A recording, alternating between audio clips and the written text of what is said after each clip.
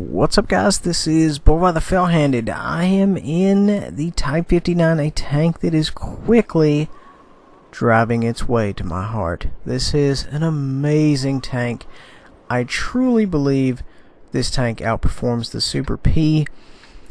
The downside to that is not a lot of people know how to pin the Super P, but as with this tank, you aim at the lower plate. You know, most of the time you're gonna succeed. Moving on. Now, I am going to move towards the top of the hill here. Hopefully, if the greens will get out of the way. Going to move on the top of the hill here, and the idea is, hopefully, once again, if I can get up there, that I can get in a good position and do some proper area deniability. Prohibit the reds from getting to the top of the hill, staying hull down, putting concentrated fire on them, keeping them backed off of the hill. We shall see how it goes.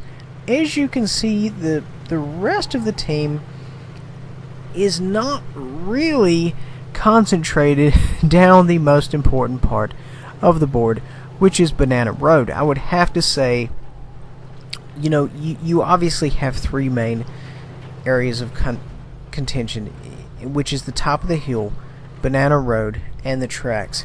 The vast majority of everything is going to go down Banana Road. Of course, the hill is also the highest point on the map. Very strong position. Tracks are not so important. Of course, if the cap is on the tracks, that kind of changes things significantly. But my idea is, if you take the top of the hill, that is an extremely strong position. I've seen this done many times in scrimmages.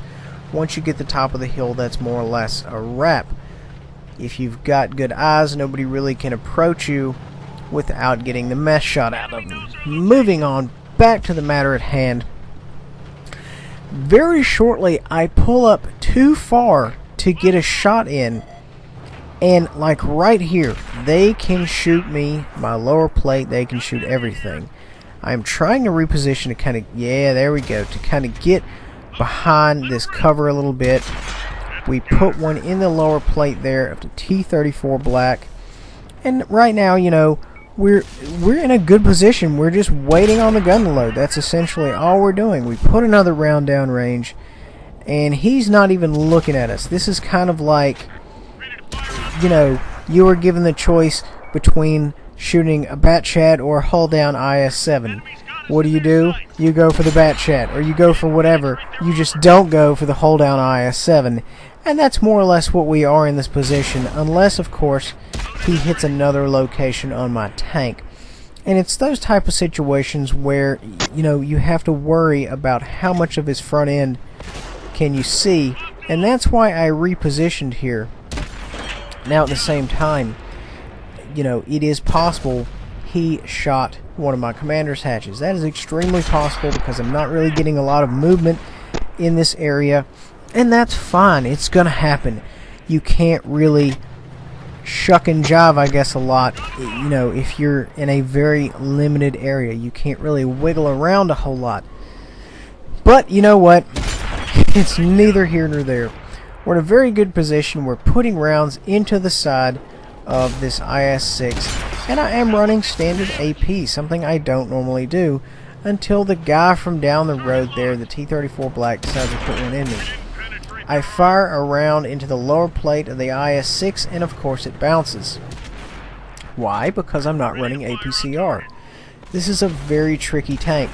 I go ahead and make sure to aim that round in all the way before I fire, because I didn't want it to bounce. Put another round in him there, tracked him.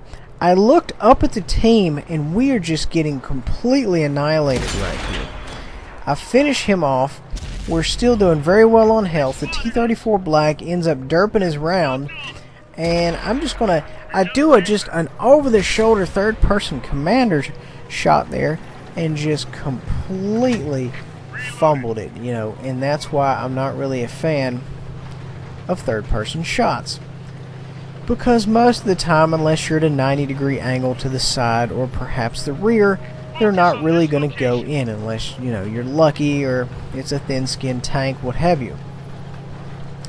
Moving on. So we are pushing our own cap because they have taken that bad boy. And we've taken a few rounds. We're down 750 some odd health, and that's fine. We still have enough health to tango. At this point, I decided to go ahead and switch to APCR because it is business. I am ready to get down in here and pull some guys off the cap as soon as possible so we don't lose the game.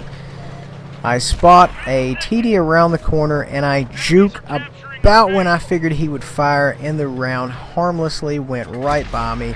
I make another clutch shot, killing him, which was incredible because this tank does not do clutch shots very well.